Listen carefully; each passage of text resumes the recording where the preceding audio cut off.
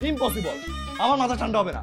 মা তুমি বলো তো, দুনিয়ার কোন মেয়ে বাইক চালিয়ে ছেলেকে বিয়ে করতে আসে? আমি বিয়ে করতে পারবো না। যদি আমার বড় বোন না হতি, তো ইট এনে তোর মাথা ফাটিয়ে দিতাম। চিন্তা করছো তোমার মান সম্মান নিয়ে, আর আমি চিন্তা করছি আমার জীবন নিয়ে। একটা মেয়ে কতটা ফালতু হলে এমনটা হয়? সে সব নিয়ম নীতি উল্টাপাল্টা করে সে আসছে আমাকে বিয়ে করতে, আবার নাকি বাইক চালিয়ে বিয়ে করতে আসবে। তো বড় ফালতু একবার ভাবতে পারছো?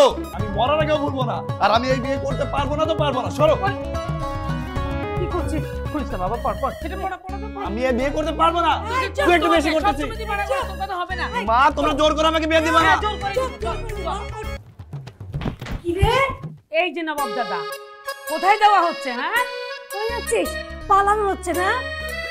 মা, আমার বন্ধু জামাল আছে না, তার বাবা না স্ট্রোক করছে। তার একমাত্র বন্ধু আমি, এখন ওইখানে না গেলে হয় বলো? তোমার বন্ধুর বাবা কেন, তোমার বন্ধু যদি স্ট্রোক করে বা মারাও যায়, তুমি কিন্তু এই বাড়ি থেকে বেরোতে পারবে না। আমি সব বুঝতে পারতেছি।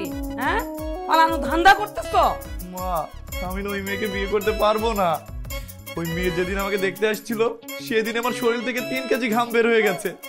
ওই মেয়েকে আমি কিভাবে বিয়ে করবো বলো? আমি তো হাত ছাড়া করবো না। এত সুন্দর একটা মেয়েকে তো আমি বউ বানিয়ে ছাড়বো, আমি তো হাত ছাড়া করবো না। তাছাড়া আত্মীয়জনের কাছে আমার মান সম্মান আছে। এই তিন্নিকেই তোর বিয়ে করতে হবে, তিন্নির সাথেই তোর বিয়ে হবে। আমি বিয়ে করতে পারবো না। পারবি না মানে? বাইরে যাবি, পালাবি?